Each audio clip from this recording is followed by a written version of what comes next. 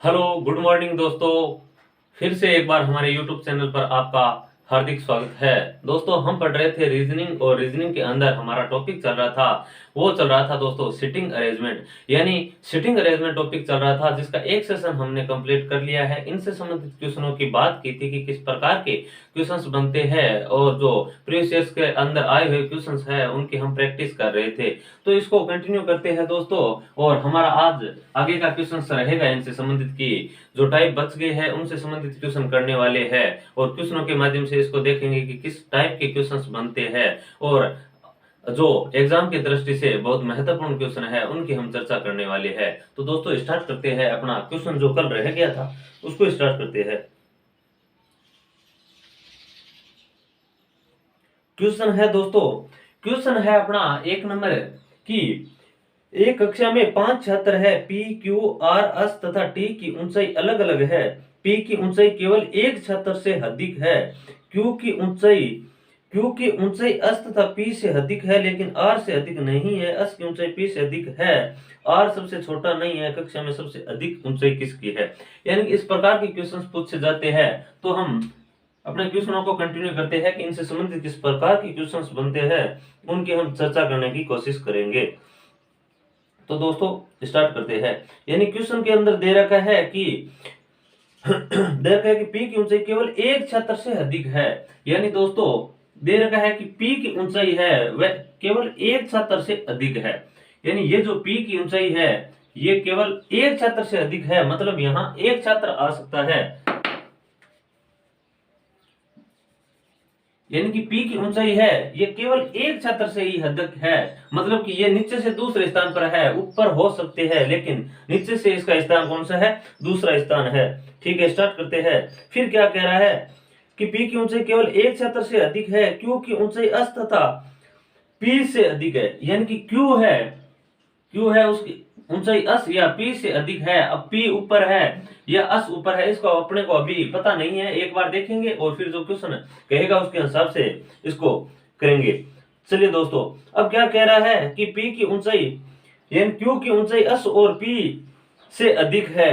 ठीक है, बात कह रहा है कि R सबसे छोटा नहीं है। यानी कि R है वो सबसे छोटा नहीं है, मतलब R यहाँ नहीं आ सकता क्योंकि ये पहले क्वेश्चन के अंदर बोल रखा था कि P सिर्फ एक से बड़ा है।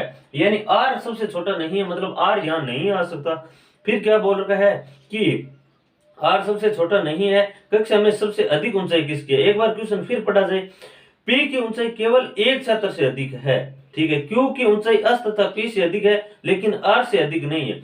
यानी कि ये जो Q है इसकी ऊंचाई है ये R तथा P से अधिक है।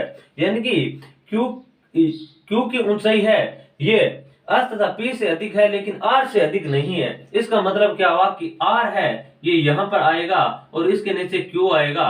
अब दोस्तों यहां आ गया है P तो यहाँ क्या आएगा? S आएगा और S के बाद P आएगा। फिर यहाँ पूछा गया है तो दोस्तों अपने पास थे कितने बच्चे? 5 बच्चे थे। P Q R S और T था तो P Q R S आ गया है। अब शेष कौन सा बचा दोस्तों? T बचा जो यहाँ आ जाएगा। अब दोस्तों एक बार क्वेश्चन को फिर चेक करते हैं अपन की सही है या नहीं। तो देखा हमने कि 5 बच्चे हैं, P की ऊंचाई केवल एक छात्र से अधिक है, Q की ऊंचाई S व P से अधिक है। Q की ऊंचाई S व P से अधिक है।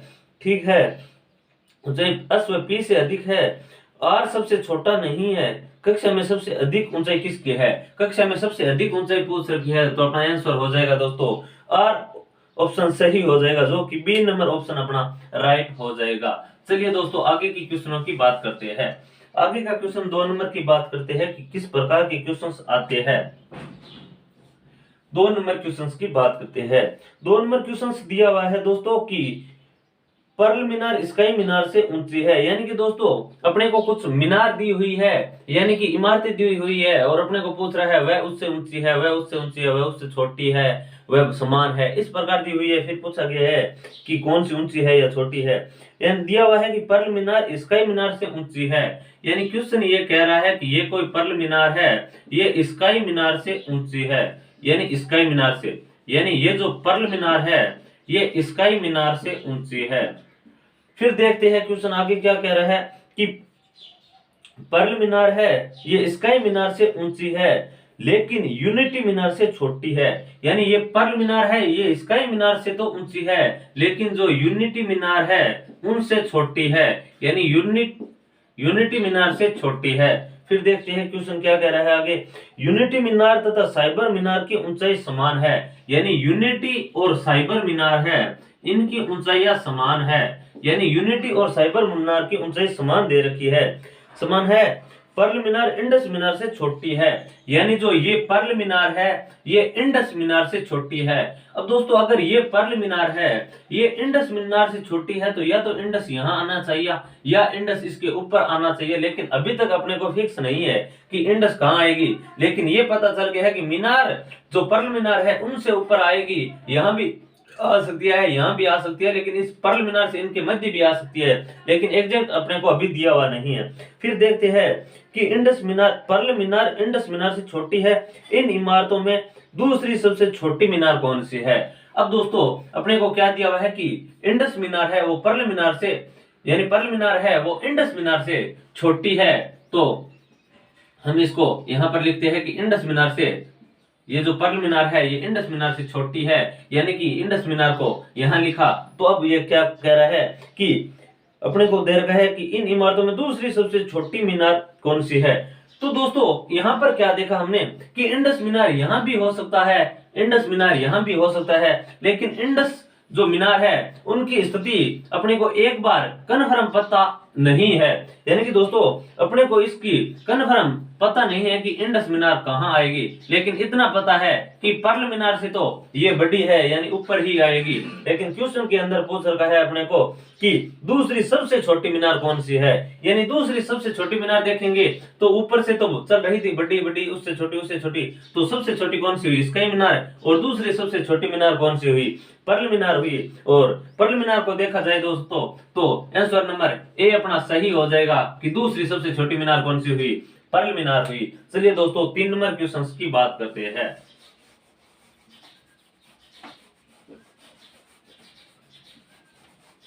3 नंबर देखते हैं कि 3 नंबर क्वेश्चन क्या है अपना। अब शुरू करते हैं कि 3 नंबर क्वेश्चन अपना क्या कह रहा है। यानी कि दोस्तों 3 नंबर क्वेश्चन आगे देखा जाए तो 3 नंबर अपना क्वेश्चन क्या दिया हुआ है। हाँ 3 नंबर क्वेश्चन है कि 6 तौलियों को एक के ऊपर एक रखा गया है। यानी कि दोस्तों अब 6 तौलिए दे रखे हैं, एक के ऊपर एक रखे गए हैं, किस क्रम में रखे गए हैं ये हम देखने वाले हैं। यानी कि 6 तौलिया एक के ऊपर एक रखा गया है। लाल रंग का तौलिया सफेद रंग के तौलिए के ठीक ऊपर है। यानी जो लाल रंग का तौलिया है वो दोस्तों सफेद रंग का तौलिया है उनके ठीक ऊपर है। यानी लाल रंग का तौलिया सफेद रंग के तौलिए के ठीक ऊपर है। सफेद रंग के तौलिए के ठीक ऊपर है। पीले रंग का तौलिया नीले तथा हरे रंग के बीच है। अब दोस्तों कोई पीले रंग का तौलिया है, यानी पीला रंग का तौलिया है वो दोस्तों हरा या नीला के मध्य है।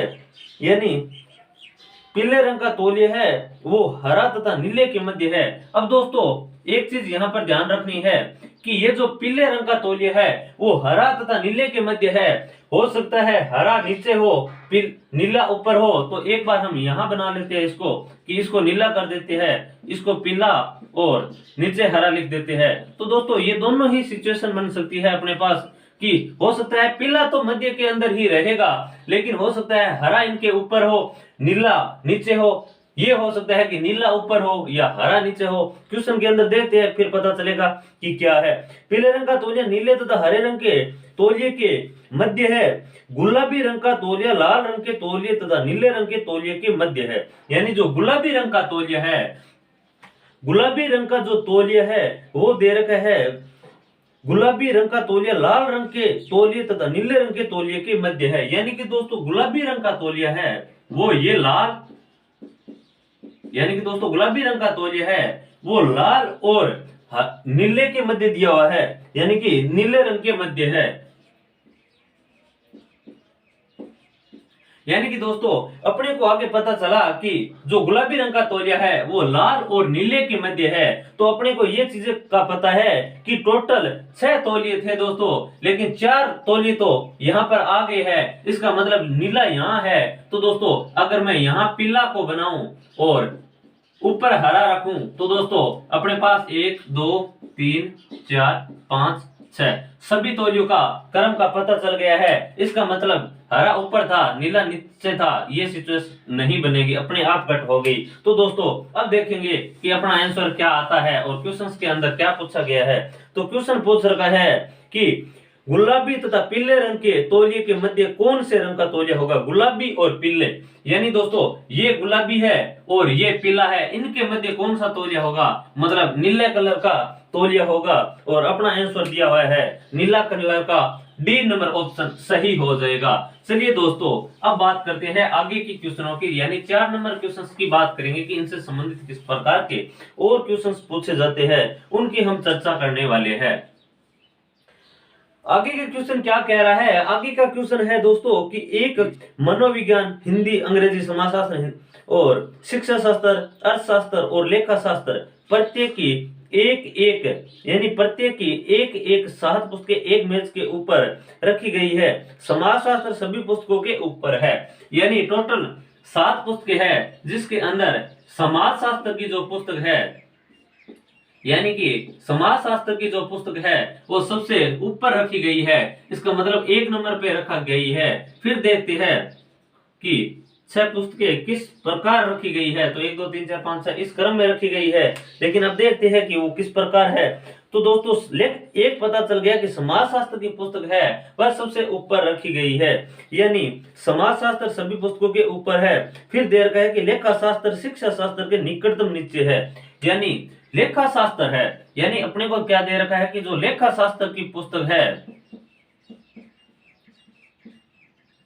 यानी कि ये जो लेखा शास्त्र की पुस्तक है उसके बारे में दे रखा है कि शिक्षा शास्त्र के निकटतम नीचे है, यानी कि एकदम नीचे किसके नीचे है, लेखा शास्त्र की पुस्तक वो है शिक्षा शास्त्र के नीचे। यानी दोस्तों एक क्वेश्चन ये पता चला कि लेखा शास्त्र की पुस्तक है ये शिक्षा शास्त्र की पुस्तक के नीचे है एकदम, लेकिन अभी इनका स्थान पता नहीं है कि ये कौन से स्थान पर है। फिर आगे क्वेश्चन के अंदर देखते हैं, लेखा शास्त्र शिक्षा शास्त्र के निकटतम नीचे है और शिक्षा शास्त्र समाज शास्त्र के निकटतम नीचे है, और जो ये शिक्षा शास्त्र है ये समाज शास्त्र के एकदम नीचे है, यानी एकदम समाज शास्त्र के नीचे है। यानी क्वेश्चन के अंदर दे रखा था कि जो लेखा शास्त्र की पुस्तक है वह शिक्षा शास्त्र के एकदम निकट है, लेकिन शिक्षा शास्त्र की जो पुस्तक है वो समाज शास्त्र के एकदम निकट है। तो समाज शास्त्र हमने देखा था कि दे रखा था क्वेश्चन के अंदर कि सबसे ऊपर ही ऊपर समाज शास्त्र की पुस्तक है, तो शिक्षा शास्त्र अपने आप 2 नंबर पे आ जाएगा, शिक्षा शास्त्र। और दोस्तों शिक्षा शास्त्र अगर 2 नंबर पे आएगा तो लेखा शास्त्र अपने आप 3 नंबर पर आ जाएगा, क्योंकि क्वेश्चन के अंदर कह रखा था कि लेखा शास्त्र की जो पुस्तक है वह शिक्षा शास्त्र के एकदम नीचे है, मतलब 3 तो फिक्स हो गया, यानी अब इनका अपने को कोई लेना देना नहीं है। अब आगे की बात करते हैं कि आगे क्वेश्चन क्या कह रहा है, यानी कि आगे क्वेश्चन है कि अर्थशास्त्र मनोविज्ञान के निकटतम ऊपर है, यानी जो अर्थशास्त्र है, ये जो अर्थशास्त्र यानी कि अर्थशास्त्र की पुस्तक है वह अपने को दे रखी है कि मनोविज्ञान के निकटतम ऊपर है, यानी अर्थशास्त्र की पुस्तक है ये मनोविज्ञान के ऊपर है। मनोविज्ञान यानी एक पुस्तक अपनी अर्थशास्त्र है वो क्या कह रहा है कि मनोविज्ञान के ऊपर है मगर सबके बीच में नहीं है। मतलब एक चीज कह रखा है कि अर्थशास्त्र की ये जो पुस्तक है, अर्थशास्त्र की जो पुस्तक है, अर्थशास्त्र मनोविज्ञान के निकटतम ऊपर है मगर सबके बीच में नहीं है। लेकिन अब देखो दोस्तों इसके अंदर 7 टोटल व्यक्ति थे, इनके बीच में 3 तो ये हो गए और 3 ये हो गए और 3 ये हो गए, तो मध्य में कौन सा हुआ, 4 हुआ। लेकिन अर्थशास्त्र के बारे में एक बात कह रखी है कि अर्थशास्त्र है ये मनोविज्ञान से तो ऊपर है, लेकिन अर्थशास्त्र ये बीच में नहीं है। इसका मतलब दोस्तों अर्थशास्त्र है ये यहां पर तो आ ही नहीं सकता 4 नंबर। अब दोस्तों अर्थशास्त्र है ये यहां आ सकता है, या तो 5 नंबर पे आ सकता है या 6 नंबर पे आ सकता है। अब दोस्तों क्वेश्चन के अंदर क्या कह रहा है फिर देखेंगे। क्वेश्चन है कि अर्थशास्त्र मनोविज्ञान से निकटतम ऊपर है मगर सबके बीच में नहीं है। हिंदी मनोविज्ञान के निकटतम निश्चय है, हिंदी है ये मनोविज्ञान के निकटतम निश्चय है। यानी दोस्तों अब अपने को फिक्स पता चल गया है तीनों का कि ये जो तीन ऊपर तो फिक्स हो गया था, मध्य के अंदर अर्थशास्त्र आ नहीं सकता, क्वेश्चन के अंदर दिया हुआ है, और ये दिया हुआ है कि अर्थशास्त्र है वो मनोविज्ञान से ऊपर है और हिंदी है वो मनोविज्ञान से नीचे है। तो अब दोस्तों ये तीन रहा, तो हिंदी यहां आ जाएगा और 2 नंबर आ जाएगा दोस्तों मनोविज्ञान, और अर्थशास्त्र आ जाएगा 5 नंबर पे। 4 पे तो बीचों बीच तो हो नहीं सकता क्योंकि क्वेश्चन के अंदर मना कर रखा है। अब दोस्तों देखते हैं कि कौन से सब्जेक्ट की बुक रह गई है। तो अपने को 7 सब्जेक्ट दिए हुए थे कि मैथ के ऊपर एक रखा गया है, तो ये चीज अब क्लियर हो गई है, तो इसको मैं एक बार क्लीन कर देता हूं। अब दोस्तों समाज शास्त्र हो गए, शिक्षा शास्त्र हो गए, लेखा शास्त्र हो गए, अर्थशास्त्र हो गए, मनोविज्ञान हो गए, हिंदी हो गए, लेकिन अब बचा सिर्फ एक, वो अंग्रेजी की बुक रही, तो अंग्रेजी बीच के अंदर आ जाएगी। तो दोस्तों अब क्वेश्चन के अंदर क्या कह रखा है, अब जो क्वेश्चन पूछेगा उनका जवाब हम तुरंत निकाल देंगे। तो अपने को दे रखा है, आंसर पूछ रखा है कि निम्नलिखित में से किन पुस्तकों के बीच अर्थशास्त्र की पुस्तक है। यानी कि दोस्तों जो ये अर्थशास्त्र की पुस्तक है, यानी ये जो अर्थशास्त्र की पुस्तक है ये किन के मध्य है, मतलब ये है एक तो अंग्रेजी और एक मनोविज्ञान। यानी कि हमारी अर्थशास्त्र की जो पुस्तक है वह अंग्रेजी और मनोविज्ञान के मध्य है। ऑप्शन नंबर सी अपना सही हो जाएगा। तो चलिए दोस्तों ये क्वेश्चन भी आपको बहुत बेहतरीन तरीके से समझ में आया होगा। अब दोस्तों आगे की क्वेश्चनों की बात करते हैं कि इनसे रिलेटिव किस प्रकार के और क्वेश्चंस बनते हैं, तो उनकी हम चर्चा करेंगे।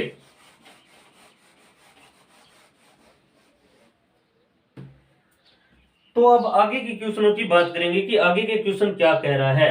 आगे का क्वेश्चन दिया हुआ है दोस्तों कि पाखी, कुब्बा, रिम्मा, सिम्मा, टिन्ना, उषा, वीना और वीरा एक वर्त में केंद्र की ओर मुख करके बैठी है।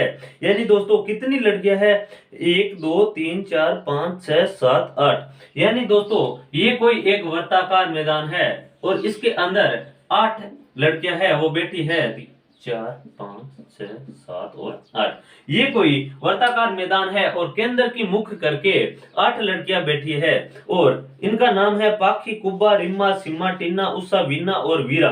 एक वर्त के केंद्र की ओर मुख करके बैठी है। कुब्बा उषा के दाएं तीसरी है। यानी दोस्तों ये कोई कुब्बा है और कुब्बा है, ये किसके दाएं तीसरी है, उषा के दाएं तीसरी है। यानी कुब्बा उषा के दाएं तीसरी है, ये कुब्बा है और अगर उषा यहाँ आएगी तो ये उषा के दाएं 1 2 तीसरी है। यानी उत्तर की अंदर की ओर मुख करके बैठे हैं, केंद्र की ओर, यानी केंद्र की ओर मुख करके सभी बैठे हैं, तो कुब्बा है ये उषा के दाएं तीसरी है। ठीक है, उसके बाद देखते हैं कि आगे क्वेश्चन क्या कह रहा है। टिन्ना पाखी के बाएं और दूसरी और वीना के दाई और तीसरी। यानी कि ये कौन है, ये है टिन्ना, यानी टिन्ना पाखी के बाएं और दूसरी। यानी कोई एक बार दिया हुआ नहीं है तो हम यहां बनाते हैं इनको और फिर इसके अंदर सेट कर देंगे। यानी टिन्ना है पाखी के बाई और दूसरी है, ये टिन्ना है, ये पाखी के बाई और दूसरी है, मतलब पाखी यहाँ आएगी और इनके बाई और दूसरी कौन है, टिन्ना है। फिर क्या कह रहा है कि टिन्ना पाखी के बाई और दूसरी है और वीना के दाई और तीसरी है। यानी कि जो वीना है ये वीना माना और वीना के दाई और 1 2 तीसरी है। यानी कि इस प्रकार है। फिर देखेंगे आगे क्वेश्चन के अंदर क्या कह रहा है। फिर दे रखा है टीना पाखी के बाई और दूसरी और वीना के दाई और तीसरी, सीमा वीना के बाई दूसरी। यानी सीमा है वो वीना के बाई दूसरी है, यानी सीमा है वो वीना के बाई दूसरी है। यानी वीना कहीं नहीं आई, यानी दे रखा है वीना, ये रही वीना, हमने वीना नहीं है, ये वीना है। यानी कि दे रखा है कि सीमा वीना के बाई दूसरी और पाखी के तुरंत दाएं है। जो पाखी है, यानी कि पाखी कहाँ, ये रही पाखी, इसके तुरंत दाएं कौन है, इसके तुरंत दाएं दे रखा है कि सीमा वीना के बाएं दूसरी और पाखी के तुरंत दाएं है। यानी तुरंत दाएं कौन है, सीमा। यानी कि सीमा के बारे में क्वेश्चन बोल रहा है कि सीमा, ये जो वीना है ना, वीना, इनके तो सीमा वीना के बाएं, यानी सीमा वीना के बाएं दूसरी और पाखी के तुरंत दाएं है। सीमा वीरा के दाएं और दूसरी है। ये जो सीमा है ये वीरा के वीरा के दाई और दूसरी है, यानी मतलब वीरा यहाँ पर आएगी और अगर वीरा यहाँ पर आएगी तो इनके दाई और सीमा दूसरी हुई। तो दोस्तों हमने देख लिया कि अब सीमा का निर्धारण हो गया है कि पाखी के ये दाई दूसरी है और वीरा के दाई यानी पाखी के नजदीक दूसरी है और वीरा के नजदीक दूसरी है, दे रखा है। फिर देखा कि सीमा वीना के बाई दूसरी है और पाखी के तुरंत दाई है। सीमा वीरा के दाई और दूसरी है, सीमा है ये वीरा के दाई और दूसरी है, जो टिन्ना के तुरंत दाई है, जो टिन्ना के तुरंत दाई है, यानी कि जो टिन्ना के तुरंत दाई है, यानी कि क्वेश्चन के अंदर सीमा वीरा के दाई और दूसरी है, जो टिन्ना के तुरंत दाई है, यानी सीमा है वो टिन्ना के तुरंत दाई है। ये जो वीरा है ये सीमा की दूसरी है, जो टिन्ना के तुरंत दाई है, यानी पहले वाले के लिए लगा है। अब दोस्तों क्वेश्चन को हम देखते हैं इसको कहां रखा जाए। अब दोस्तों ये सिचुएशन निकल कर आई है अपने पास, तो अब हम देखते हैं कि इसको ये जगह बची है, यानी कि दो व्यक्तियों की गैप है और टिन्ना और वीना है। अगर मैं यहां पर अगर इस वीना को सेट किया जाए तो दोस्तों ये और ये छोड़कर यहां पर आएगी टिन्ना और फिर वीरा आनी चाहिए, लेकिन वीरा नहीं आएगी यहां पर। क्यों नहीं आएगी दोस्तों? क्योंकि यहाँ कुबा ऑलरेडी बैठी है, तो यहाँ पर भी वीना नहीं आ सकती। तो दोस्तों यहाँ आ ही नहीं सकती। अब मैं वीना को अगर यहाँ पर बैठाया जाए, वीना अगर यहाँ पर बैठाया जाए तो एक और एक ये छोड़ के टीना यहाँ पर आएगी, फिर यहाँ पर वीरा आएगी, फिर पाकी आएगी और फिर सीमा आएगी। तो मतलब मेरा यही क्रम बैठ रहा है। तो मैंने वीना को यहाँ पर बैठाया, वीना को जैसे ही यहाँ पर बैठाया तो ये एक और एक दो स्थान छोड़ के फिर मैंने यहाँ पर टीना को बैठाया और टीना को बैठाने के बाद टीना के पास कौन है? वीरा। तो मैंने वीरा को बैठा दिया और वीरा के बाद पाकी थी तो मैंने पाकी को बैठा दिया और पाकी के बाद सीमा थी तो मैंने सीमा को बैठा दिया। अब दोस्तों सिर्फ एक बच्ची है, ये बच्ची है और यहाँ पर कौन आएगी? यानी टोटल व्यक्ति यानी 8 लड़कियां थी जिसके अंदर 7 का स्थान अपने को निर्धारित हो गया है। सिर्फ एक बच्ची है, वो कौन सी है? पाकी, कुबा, रिमा, सीमा। और रिमा अभी तक नहीं आई है, यानी दोस्तों रिमा अभी तक नहीं आई है, तो मैं रिमा को यहाँ पर बैठा देता हूं। अब दोस्तों देखते हैं कि अपना जो ये स्ट्रक्चर बना है ये सही है या नहीं। तो एक बार मैं 5 सेकंड के लिए इसको चेक कर लेता हूं कि पाकी, कुंबा, रिमा ये जो 8 लड़कियां हैं, इसमें एक नंबर देखा जाए तो कुब्बा उषा के दाएं तीसरी है, ये कुब्बा है, ये उषा के दाएं तीसरी है, इसका मतलब ये तो सही है। फिर देखा यानी कुब्बा है वो पाकी के यानी कुबा उषा के दाएं तीसरी है, सही है। टिन्ना पाखी की बाई और दूसरी है, टिन्ना है, टिन्ना कहाँ है? यानी कि टिन्ना ये है, ये पाखी के ये टिन्ना है और ये पाखी है, तो पाखी के ये बाई दूसरी है, ठीक है, दूसरी है। और वीना के दाई और तीसरी यानी वीना के दाई और तीसरी है 3, यानी कि टिन्ना टीना पाखी की बाई और दूसरी वीना की, ठीक है, तीसरी सही है। सीमा वीना के बाई दूसरी है, सीमा है, सीमा कहाँ है? यानी सीमा रही ये, और सीमा का दिया हुआ है कि सीमा वीना के बाई दूसरी है, सीमा है वो वीना के बाई दूसरी है। फिर क्या दे रखा है? और पाखी के तुरंत दाएं है, पाखी के तुरंत दाएं है, सही है। फिर क्या है? सीमा वीरा के दाई और दूसरी है, सीमा है ये वीरा के दाई और दूसरी है, यही चीज सही है। जो टिन्ना के तुरंत दाएं है यानी जो टिन्ना के तुरंत दाएं है, यानी कि अपना स्ट्रक्चर ये एकदम सही बना है। यानी इस क्रम में 8 लड़कियां है वो केंद्र की ओर मुख करके बैठी है। अब दोस्तों क्वेश्चन देखते हैं कि क्वेश्चन के अंदर क्या पूछ रखा है। क्वेश्चन के अंदर 1 नंबर क्वेश्चन के अंदर अपने को ये पूछ रखा है कि पाखी से दाएं दूसरी कौन है? यानी जो पाखी है, पाखी कहां पर है? ये पाखी, इसके दाएं दूसरा कौन है? तो ये केंद्र की ओर मुख करके बैठी है, तो इसका दाया ये हुआ और दाएं दूसरी कौन है? उषा है। तो अपना आंसर हो जाएगा ए नंबर, उषा हो जाएगा 1 नंबर क्वेश्चन के अंदर। तो अब 2 नंबर क्वेश्चन की बात की जाए, इनसे संबंधित जैसे 8 व्यक्ति 7 व्यक्ति बैठा दिया जाता है या लड़की बैठा जाती है या और कोई क्रम में लगा दिया जाता है, और उनसे संबंधित अपने एग्जाम के अंदर जो क्वेश्चन आते हैं जिनके अंदर इनसे ही संबंधित 3 से 4 क्वेश्चन पूछे जाते हैं, अगर हम इस प्रकार की अगर सेटिंग अरेंजमेंट अगर 2 मिनट का समय लेकर अगर बना लिया जाए तो उनसे संबंधित 5 क्वेश्चंस अपना बहुत आसान कर लेते हैं। तो दोस्तों यहाँ पर ए नंबर का आंसर हो जाएगा ए, जो कि उत्साह रहेगा। अब दोस्तों आगे वाले क्वेश्चन की बात की जाए तो क्या है? वीरा के संदर्भ में रीमा की स्थिति क्या है? ये जो वीरा है यानी वीरा के संदर्भ में रीमा की स्थिति पूछ रखा है। तो वीरा के संदर्भ में रीमा की स्थिति पूछ रखी है, तो वीरा ये अंदर की ओर मुख करके बैठे हैं, तो इसके या तो बाएं तीसरी होगी रिमा, और या दाएं देखा जाए बाएं देखा जाए तो तीसरी होगी रिमा, और दाएं देखा जाए तो 1 2 3 4 5वीं होगी। तो क्वेश्चन क्या कह रहा है, ऑप्शन देखेंगे। अब अगर बाएं का बोला है तो तीसरी कर देंगे, और दाएं का बोला है तो दोस्तों 5वीं कर देंगे। तो हमने ऑप्शन में देखा तो ये दे रखा था बाएं दाएं तीसरी, बाएं चौथी, और बाएं 5वीं, और बाएं तीसरी, यानी दोस्तों बाएं तीसरी यानी डी नंबर अपना ऑप्शन सही हो जाएगा कि बाएं तीसरी दे रखा है, यानी बाएं तीसरी डी नंबर ऑप्शन सही हो जाएगा। लेकिन एक बाएं 5वीं और दे रखा है तो दोस्तों बाएं 5वीं नहीं होगा, वीरा की दाएं 5वीं अगर होता तो सही होता। इसका मतलब डी नंबर ऑप्शन अपना सही हो जाएगा। अब बात करते हैं आगे और कि 3 नंबर क्वेश्चन क्या कह रहा है कि टिन्ना के तुरंत बाई कौन है, यानी टिन्ना है, ये टिन्ना रही और अंदर मुंह किए हुई है, तो इसके बाई कौन हुई, कुंभा, यानी कि कुब्बा आंसर हो गया, जो कि सी नंबर अपना सही हो जाएगा। तो दोस्तों इन तीनों का इस एक ही यानी सिटिंग अरेंजमेंट से इन तीनों का क्वेश्चन जो सही बना, इसलिए अपने को सिर्फ 5-5 सेकंड इन क्वेश्चनों को करने में लगे। तो दोस्तों आशा करता हूं कि ये क्वेश्चंस भी आपको बहुत अच्छी तरीके से समझ में आ रहे होंगे। इनसे रिलेटिव अभी तो ये 5-6 इस प्रकार ही दिया हुआ है, एक स्ट्रक्चर बन रहा है। आगे हम आज के बाद जो कल नेक्स्ट टॉपिक हमारा पजल रहेगा, तो पजल के अंदर हम इनसे संबंधित जैसे कोई मीनारे दे रखी है, उसके अंदर अलग अलग कारें खड़ी है और उनके अंदर अलग अलग व्यक्ति जो जॉब करते हैं वह है, तो इनसे संबंधित बहुत अच्छे अच्छे क्वेश्चंस बनते हैं जो पजल के अंदर हम करने वाले हैं। तो दोस्तों एक बार मैं इसको क्लीन कर रहा हूं और आगे की क्वेश्चनों की इन सिटिंग अरेंजमेंट से संबंधित बनते हैं उनकी बात करते हैं। फिर कल से हम पजल टॉपिक को स्टार्ट करेंगे, और पजल टॉपिक जो बहुत ही शानदार टॉपिक है और हर क्वेश्चंस के अंदर उनसे संबंधित एक क्वेश्चन बनता है, और जो एक क्वेश्चन बनता है तो उन एक क्वेश्चन में से ही छोटे छोटे 3 से 4 क्वेश्चन अपने को पूछा जाता है। तो अगर पजल अपनी सही बन जाती है, इसका मतलब 4 से 5 क्वेश्चन अपना एकदम करेक्ट होते हैं। चलिए दोस्तों अब बात करते हैं आगे की क्वेश्चनों की, कि ये क्वेश्चन तो हमने देख लिया था,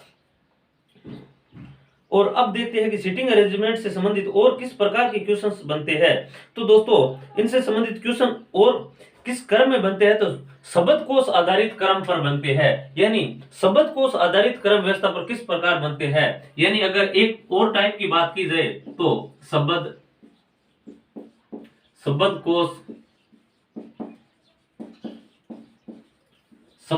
आधारित प्रश्न, यानी दोस्तों शब्दकोश आधारित प्रश्न किस प्रकार बनते हैं। तो दोस्तों अगर बात की जाए, जैसे अपने को दे रखा है ए नंबर 1 2 3 और 4 नंबर, या ऑप्शन दिए हुए हैं, जैसे दोस्तों इस प्रकार दिया है और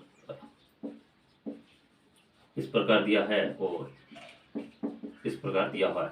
यानी कि दोस्तों कोई शब्द दे दिया जाता है अपने को ऑप्शन के अंदर, 4 ऑप्शन के अंदर, और फिर पूछा जाता है कि शब्दकोश के आधारित बताओ कि कौन सा पहले आएगा कौन सा बाद में आएगा। तो हम और ऑप्शन दे दिया जाता है जैसे ए बी सी डी, और इस प्रकार दे दिया जाता है दोस्तों कि 2 3 4 1 1 2 3 4, और फिर दे दिया जाता है कि देखा जाए तो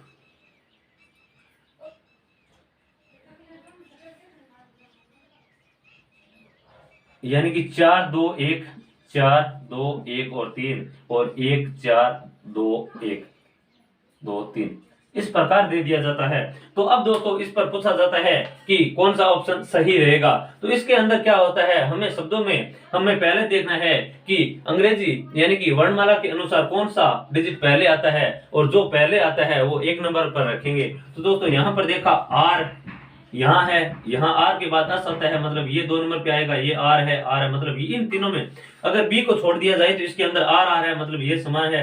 फिर ए है मतलब ये समान है। फिर देखा यहाँ पर अम आ रहा है, और यहाँ पर क्या आ रहा है, यहीं पर अम आ रहा है, लेकिन यहाँ पर जे आ रहा है, तो जे पहले आ जाता है, तो 4 नंबर अपना रहेगा, पहले आएगा। फिर अब दोस्तों इस 4 के अंदर देख लिया है, फिर अब 3 रहा है, फिर देखा कि आर के अंदर यहाँ समान है, अम समान है, फिर यहाँ ई है, यहाँ कुछ नहीं दिया हुआ है, इसका मतलब पहले ई आएगा यानी 3 नंबर आएगा, और फिर 1 नंबर आएगा, और अस अंतिम बच गया जो आएगा दोस्तों 2 नंबर, यानी 43 12 रहेगा अपना ऑप्शन, जो कि ऑप्शन नंबर जैसे मैंने यहाँ पर डी बनाया 43 12, तो ये डी नंबर ऑप्शन राइट हो जाएगा। तो इस प्रकार क्वेश्चंस पूछे जाते हैं। तो उन क्वेश्चनों की बात करते हैं कि किस टाइप के क्वेश्चंस पूछे जाते हैं, तो उनकी हम क्वेश्चनों के माध्यम से बात करने वाले हैं। क्वेश्चनों के अंदर क्या क्वेश्चन दे रखा है दोस्तों, एक नंबर क्वेश्चन की बात की जाए इनसे संबंधित, तो क्वेश्चन दे रखा है अपने को कि STILT A number option, 2 number A के अंदर दे रखा है यानी STILT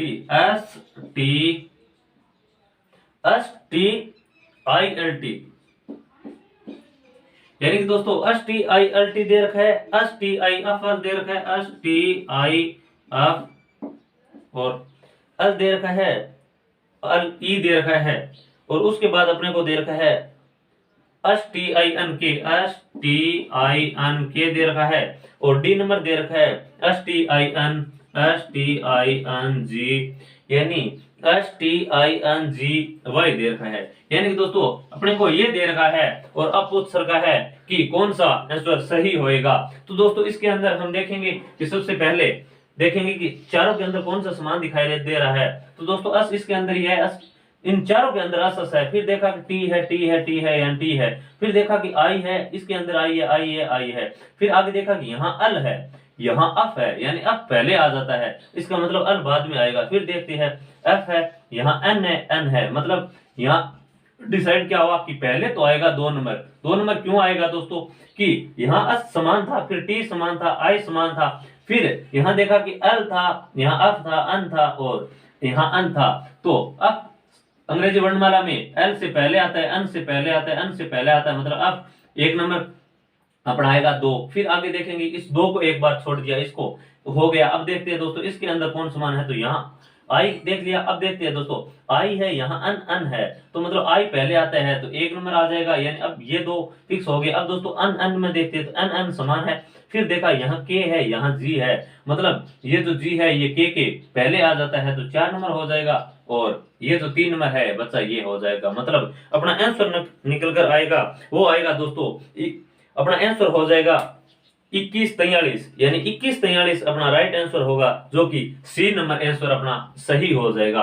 तो दोस्तों इस प्रकार भी क्वेश्चंस, बहुत से क्वेश्चंस देखने को मिलते हैं। तो इनसे संबंधित और क्वेश्चनों की बात करते हैं।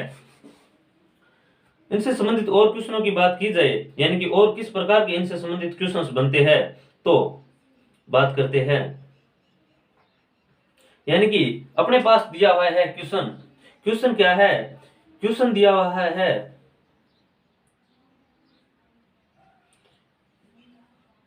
यानी कि दोस्तों क्वेश्चन अपने पास दिया हुआ है। 1 नंबर देखा जाए तो DEF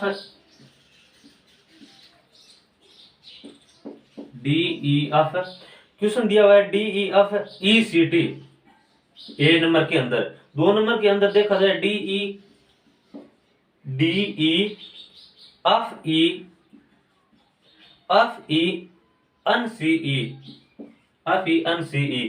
सी नंबर दिया हुआ है सी नंबर दिया हुआ है DEER। फिर दिया हुआ है दोस्तों STA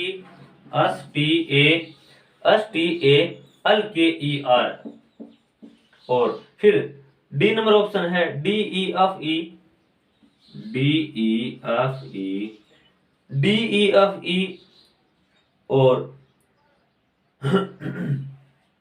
और इस प्रकार दिया हुआ है। अब दोस्तों इसके अंदर देखेंगे कि कौन सा सही होगा, किस क्रम के अंदर सही होगा। तो दोस्तों यहाँ देखा कि डी सभी के अंदर समान है, फिर ई डी समान है, ई चारों के अंदर आ रहा है, फिर एफ आ रहा है, फिर यहाँ ई आ रहा है, मतलब ई पहले आएगा आपसे। तो दोस्तों 3 नंबर अपना हो जाएगा 1 नंबर। अब 3 कट हो गया। फिर देखा दोस्तों कि ई समान है, फिर यहाँ पर देखा कि यहाँ डी समान है, यहाँ एफ समान है, यहाँ एफ समान है, फिर देखा कि यहाँ ई समान है। तो दोस्तों अब देखा कि इसके अंदर डी तो कट हो गया। इन तीनों के अंदर पहले कौन आया दोस्तों, ये सी आया, मतलब सी हो जाएगा, यानी सी यानी 1 नंबर, यानी तो 1 नंबर हो जाएगा। अब दोस्तों ये कट गया। अब दोस्तों यहाँ देखा कि ई के बाद सी यानी अन आ रहा था, तो 2 आ जाएगा, और लास्ट कौन सा बचा, 4 बता। तो अपना आंसर होगा 3124, यानी कि डी नंबर ऑप्शन अपना सही हो जाएगा। चलिए दोस्तों अब आगे की क्वेश्चनों की बात करते हैं। आगे के क्वेश्चन इनसे संबंधित किस प्रकार से बनते हैं, तो शब्दों का तार्किक क्रम के हिसाब से क्वेश्चन बनते हैं। यानी कि दोस्तों एक टाइप और की बात की जाए तो शब्दों के तार्किक क्रम से क्वेश्चन पूछे जाते हैं। तो तार्किक क्रम क्या होता है, यानी शब्दों के तार्किक क्रम से क्वेश्चन पूछे जाते हैं। और तार्किक क्रम की अगर हम बात करें कि तार्किक क्रम होता क्या है, तो दोस्तों कोई काम है जो हम कर रहे हैं, यानी कि दोस्तों जैसे कोई भी अगर हम कर रहे हैं, समझो कि हम दर्जी का काम कर रहे हैं, तो सबसे पहले क्या करेंगे, हम कपड़ा लेकर आएंगे। तो सबसे पहले क्या करेगा, वो कपड़ा काटेगा, फिर चौक पहले काटेगा, फिर चौक से निशान लगाएंगे, फिर उसको कटिंग करके और उसको सिलाई करेंगे। तो इस प्रकार वो जो क्रमवाही कार्य है ये शब्दों के तार्किक क्रम के अनुसार बनते हैं। तो इनसे संबंधित क्वेश्चंस देखेंगे कि किस प्रकार के क्वेश्चंस बनते हैं। तो क्वेश्चनों के माध्यम से इसको हम समझने की कोशिश करेंगे। तो दोस्तों अपने को कोई एक क्वेश्चन दिया हुआ है, जैसे ऑप्शन दिया हुआ है, 4 ऑप्शन दिया हुआ है और दिया है टाइप करना, बी नंबर ऑप्शन दिया हुआ है प्रिंट करना, सी नंबर ऑप्शन दिया हुआ है ओपन करना, सी नंबर ऑप्शन है ओपन करना, और 4 नंबर ऑप्शन है सेव करना, और 5 नंबर ऑप्शन और दे रखा है वो है क्लोज करना, क्लोज यानी बंद करना। अब दोस्तों अपने को इसको क्रम वाइज सेट के अनुसार करना है कि ये काम है, यानी टाइप करना। हम कोई कंप्यूटर पर कोई कार्य करते हैं तो टाइप करते हैं, प्रिंट करते हैं, ओपन करते हैं, सेव करना या क्लोज करना। तो कौन सा ऑप्शन इसके अंदर पहले आएगा, फिर यानी क्रम वाइज, क्रम शब्दों का क्रम किस क्रम में होगा। तो सबसे पहले अगर हम कंप्यूटर पर कोई कार्य करते हैं तो क्या करते हैं, सबसे पहले हम सबसे पहले करते हैं उनको ओपन यानी चालू करते हैं। तो 3 नंबर अपना सही हो जाएगा, पहला 1 नंबर 3 नंबर आएगा। फिर ओपन तो कर लिया दोस्तों, अब ओपन करने के बाद हम क्या करेंगे, सेव करेंगे नहीं, क्लोज करेंगे नहीं, प्रिंट करना है या टाइप करना है। तो हम सबसे पहले ओपन करेंगे, ओपन करने के बाद 1 नंबर हम टाइप करेंगे, और टाइप हो गया उसके बाद हम दोस्तों प्रिंट करते हैं, यानी 2 नंबर करते हैं, प्रिंट करते हैं। प्रिंट करने के बाद हम कोई चीज है, कोई फाइल बना रहे हैं, सबसे पहले कंप्यूटर को ओपन करेंगे, फिर उसके अंदर वो फाइल से संबंधित टाइप करेंगे, फिर उसको जो प्रिंट हो गया है उनको हम प्रिंट, जो फाइल टाइप हो गया उनको हम प्रिंट करेंगे, और प्रिंट करने के बाद उसको सेव करेंगे, यानी 4 नंबर, और सेव कर दिया है। अब दोस्तों मैंने कंप्यूटर को क्या कर दिया, बंद कर दिया, यानी क्लोज किया, यानी कि 5। तो अपना आंसर हो जाएगा 31,245, राइट आंसर हो जाएगा 31,245। ऑप्शन नंबर सी के अंदर रहेगा 31,445, यानी कि दोस्तों 31,245 जो कि सी नंबर रह जाएगा। यानी 3 नंबर सबसे पहले हम ओपन करेंगे और फिर टाइप करना स्टार्ट करेंगे, और ठीक है, फिर हम प्रिंट करेंगे और फिर हम सेव करेंगे और क्लोज करेंगे। चलिए दोस्तों अब आगे की क्वेश्चनों की बात करते हैं।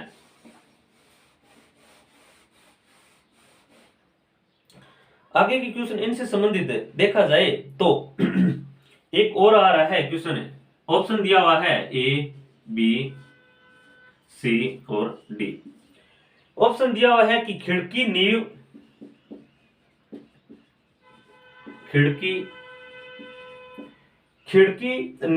फर्श रोशनदान